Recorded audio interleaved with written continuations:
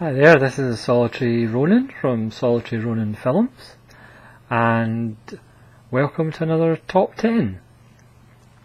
Before I start, I just want to mention a fellow YouTuber, Daiseki Beppu. I hope I've pronounced his name correctly. So if you're a cinephile and you're interested in the Criterion Collection, or Masters of Cinema by Eureka, I urge you to check out his channel, Daiseki Beppu. His videos are amazingly informative, and he is such a nice fellow. He answers all your questions, replies to all your comments, and has an amazing knowledge of the Criterion Collection, as he owns quite a lot of them. So I can't recommend his channel highly enough. Please check it out. Anyway, saying that, please like or subscribe to my channel if you like this video, or leave comments below. Any suggestions for top 10 lists would be appreciated. So today's top 10, I would like to do Michael Mann films. Sadly, Michael Mann takes so long to make films, he hasn't actually made that many. But I just love Michael Mann for the look of his films, the sound of his films, his use of architecture, his use of unconventional shots, like objects in the foreground that are dominating the frame. His use of music. He is one of the most influential filmmakers of the last 30 years, ask Christopher Nolan. So without further ado, I'd like to start on numbers 10 and 9. Now, number 10 is The Jericho Mile, which I do not have on DVD or Blu-ray. It's pretty hard to get. It's essentially a TV movie made about a guy, Peter Strauss, in prison who likes to run. It's a minor Michael Mann film. It does have good performances. Brian Dennehy's in it as well. And do check it out after you've checked out a lot of his other stuff that's actually easier to get. Number 9 is The Keep, his bizarre World War II ghost story, which is a strange little film. Again, pretty hard to get on DVD, can't get it in Blu-ray. It would be a candidate for Arrow Films maybe to get a Blu-ray edition. It stars Scott Glenn, Ian McKellen, Alberta Watson, Jürgen Prochnow, Robert Prosky, and it's a strange little film. It's about ghosts and possession and Nazis and treasure, and it's a strange little film. Everybody seems to be in a bit of a trance. It's a strange little film, but curiously affecting, and even though it is rare to see, if you actually see it, you don't actually forget it for a while. It is a strange film, so do check that out, and if you can find a copy, or if you ever find out that it's on Blu-ray or whatever, then please leave a comment. Now we'll start with number 8, which the rest of his films actually do have. So number 8 on the top 10 Michael Mann films is Public Enemies. Now he shot this on digital, so it does have a kind of strange look to it, but I think it actually works. Johnny Depp gives a nice performance, fairly restrained, of Dillinger, and Christian Bale is really good. Yeah, I mean, it looks good, sounds good. It is a minor Michael Mann Stephen Graham's very good in it. Marion Cotillard is good in it. It's not a Michael Mann film that I watch often, but it's a good, solid Michael Mann film. Excuse me. Number 7 is Collateral. Again, it looks just absolutely beautiful. The soundtrack is beautiful. My only minor gripe is Tom Cruise he's okay, but I think it should have been kind of somebody slightly older, or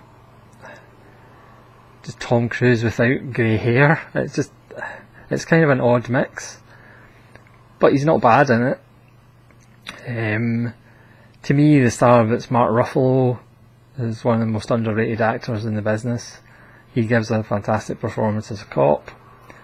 But it's a really nice film. I mean, as all Michael Mann, it looks amazing and it's just stunning. I believe this has a commentary with Michael Mann, and as I said in my top 10 John Sayles film video, if you haven't checked that out, Michael Mann does some of the best commentaries in Blu-ray history. Because he does so much research into his films, his commentaries are really informative, and you'll also get hints on how to, filmmaking tips, the history of certain things that he talks about in his films. Just well worth listening to a Michael Mann commentary. The Collateral, that's a good solid 4 out of 5, and it is a beautiful, beautiful film.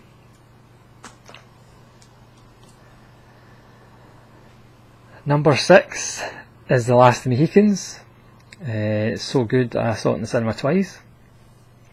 As Michael Mann said, and I think either in a documentary that's on this or the commentary, he just pretty much threw out the book because it is fairly racist, and kind of rewrote the script.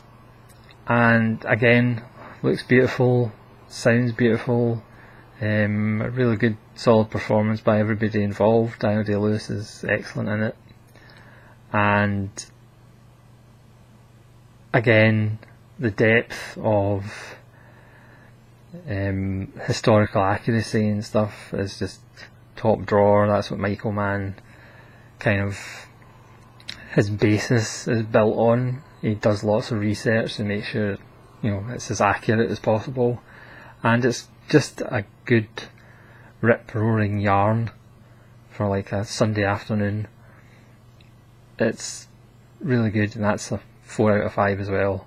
Last of the Mohicans in at number 6.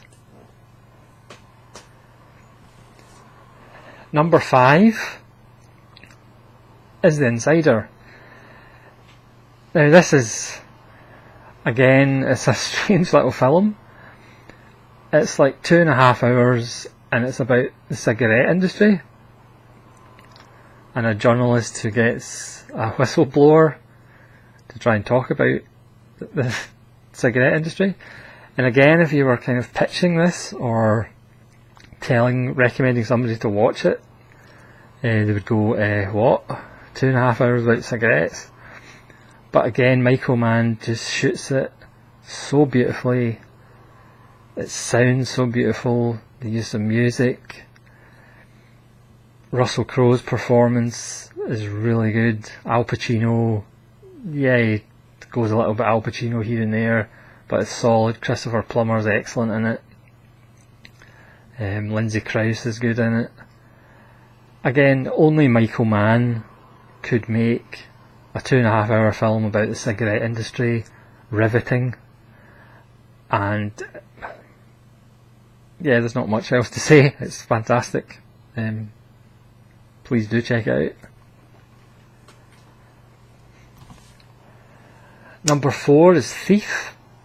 This is the lovely Arrow edition, which has a ton of extras, including documentaries, There's a music and effects track, there's trailers, there's a commentary by Michael Mann, which again, check out the commentary because his commentaries are always fantastic.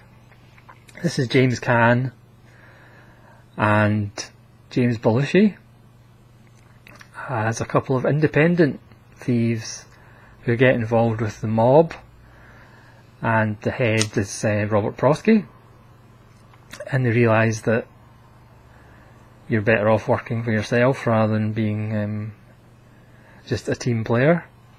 And again, this kind of prefigures Heat in a sense of, you know, watching the robberies in detail, and it's all about the preparation and the execution. Again, it's a really gritty, lovely film. You could argue, you know, the score is of its time, but it works, and this is the proper version because whenever it was on television it was cut in certain places.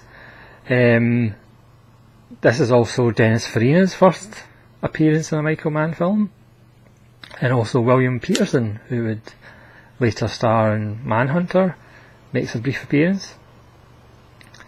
This is a really kind of gritty, salty, dirty little thief film, strangely enough. But again, all the trademarks of Michael Mann are there.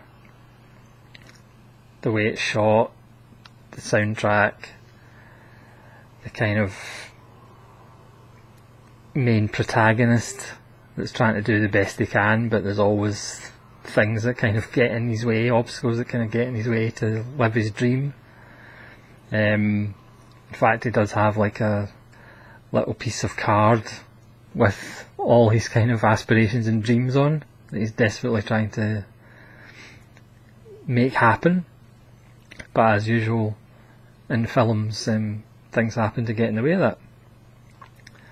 But this is a great little film, and this is really the first Michael Mann film that kind of showed what Michael Mann would become. And this Arrow set is a really nice addition, and a worthy addition to anybody's collection. This is a bit of a surprise. At number 3 it's Miami Vice. Now, I'm not the biggest Colin Farrell fan, I'm not the biggest Jamie Foxx fan, and the first time I saw it I wasn't really that taken with it, but every time I've seen it since it just gets better and better, and then I realised it's actually my third favourite Michael Mann film. I mean, obviously some people didn't like it when it came out because it wasn't like the TV show, but anybody who knew what Michael Mann was like, it wasn't going to be like the TV show. Other people have complained that the audio mix isn't great in it, and there's lots of mumbling, but in a decent system it's not really an issue. And again, it's Michael Mann, it looks amazing, it sounds amazing, it's absolutely beautiful. There is a director's cut which has an alternate opening and a couple of extra little bits, so I'm trying to get that on Region A Blu-ray. I have it on DVD, but this is actually a very good film, and it is underrated. People gave Michael Mann a lot of grief when it came out, but it is actually a very, very good film. Number 2, and if any Michael Mann fans are out there, they should probably guess what's left. Number 2 is Heat.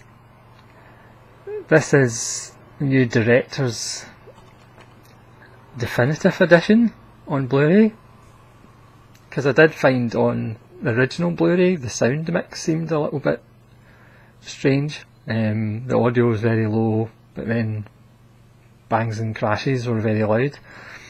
This is a much better audio track. what can be said for Heat? Again, I saw this in the cinema twice.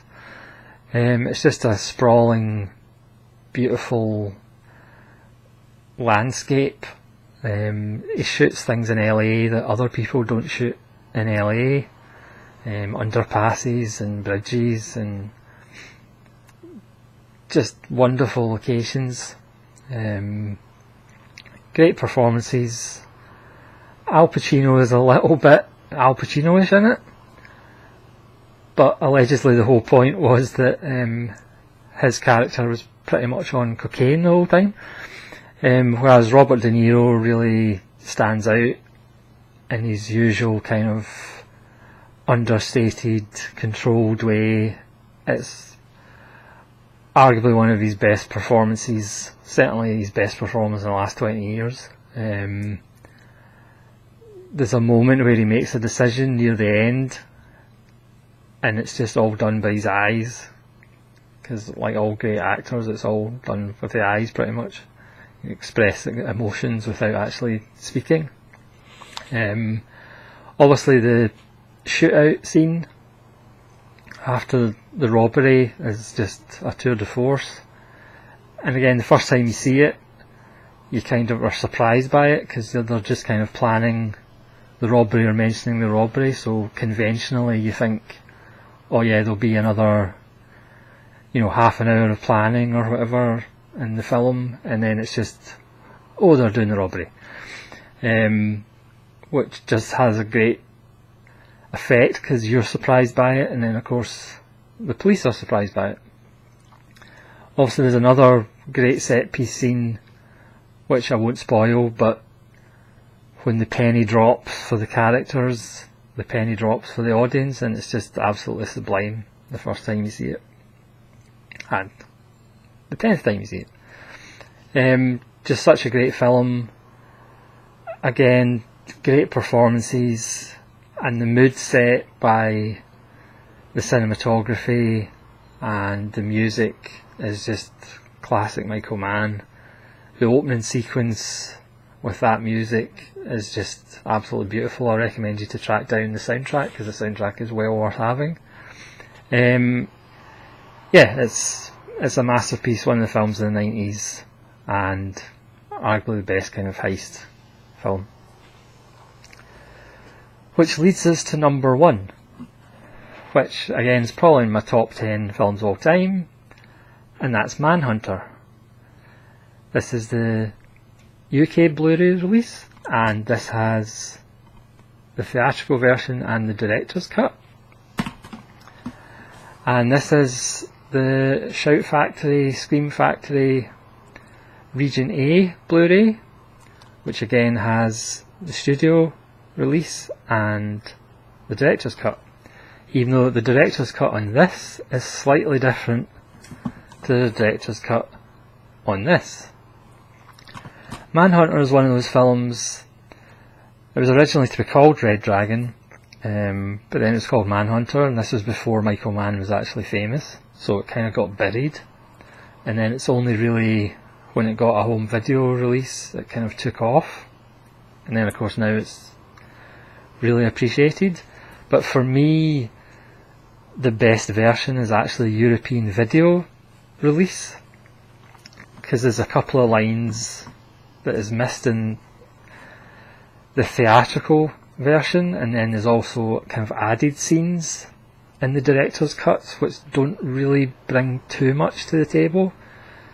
So if there was another edition with another version, it's a bit like Blade Runner, there's like 6 different versions of it. The European video version for me is the definitive version. Now I could do a whole separate video about Manhunter.